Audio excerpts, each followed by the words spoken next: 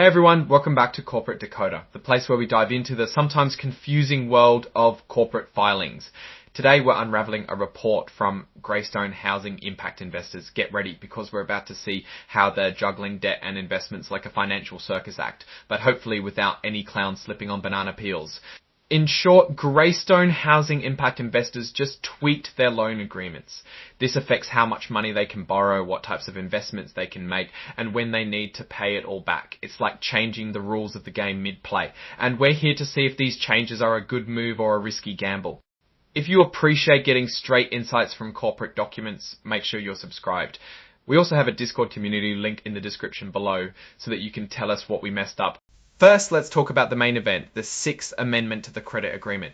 Think of this as Greystone rewriting their loan contract with the banks. They made changes with Bank United, Bankers Trust Company, and Next Bank, who are collectively called the lenders.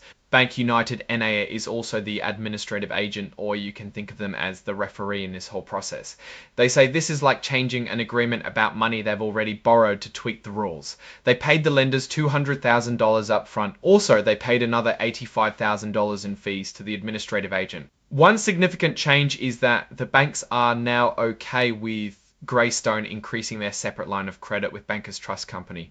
The amount went from $50 million to $80 million, the $80 million more to play with. Another key change involves the types of investments Greystone can make.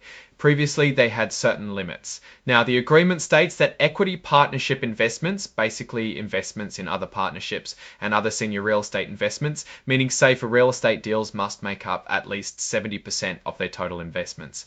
On the flip side, senior housing investments, investments in housing for older adults can't be more than 30% of the total investments. On the flip side, senior housing investments, investments in housing for older adults can't be more than 30% of the total. The agreement modified the date of their deadline to pay back the money they borrowed. It was moved to mid-27. There's also a change regarding guarantees. Guarantees are like co-signing on a loan for another company. Now, Greystone can't guarantee more than $85 million in debt for their portfolio companies. Now, let's discuss the third amended and restated guarantee. This involves Greystone Select Incorporated, an affiliate or related company, and acts as a guarantee, where they promise to pay if Greystone Housing Impact Investors can't. The administrative agent is working with them on this agreement. This guarantee kicks in if there's a default, which is failure to pay back a debt, if the banks need to take action on collateral, and if the money owed isn't collected after taking those actions. The changes to this guarantee involved adding specific time periods for fixing any issues, what the documents call cure rights.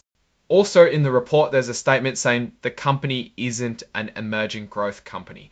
That's just a statement saying they don't claim some specific exception. Finally, there are the forward-looking statements. These are basically warnings that things might not go as planned. They mention risks like interest rate changes, how their investments are valued, the ability to pay loans when due, and also general economic conditions. Now let's step back and put all of this into perspective. Greystone is essentially adjusting its financial strategy. By increasing their credit line and rebalancing their investments to reduce risk, they're trying to position themselves for stability. Extending the maturity date of their loan gives them more breathing room to generate returns from their investments. However, there are risks. The housing market itself is sensitive to interest rates and economic downturns. If the economy slows down, people may have trouble paying rent and property values could decrease. Also, if Greystone has trouble paying on their debt, it can trigger the guarantee by Greystone Select. That's bad news too. Overall, Greystone's move seems cautiously optimistic. They're securing more capital, focusing on less risky areas of real estate investment, and giving themselves more time to pay back their debts. This doesn't mean they're immune to market risks, but they appear to be taking steps to manage them.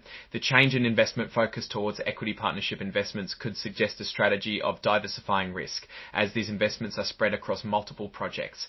The extension of their loan maturity can be seen as a vote of confidence from their lenders, but it also increases their long-term debt burden. This makes them more subject to interest rates. Changes over loan maturity can be seen as a vote of confidence from their lenders, but it also increases their long-term debt burden. This makes them more subject to interest rates changes over time and those economic issues we mentioned earlier. Alright, that's our breakdown of Greystone Housing Impact Investors' latest filing. What's your take on these adjustments and what they signal for the company's future? Drop your thoughts in the comments. If this analysis was valuable, hitting that like button really helps, and subscribe for more deep dives. Don't forget to check out the Discord in the description. Thanks for watching and see you next time.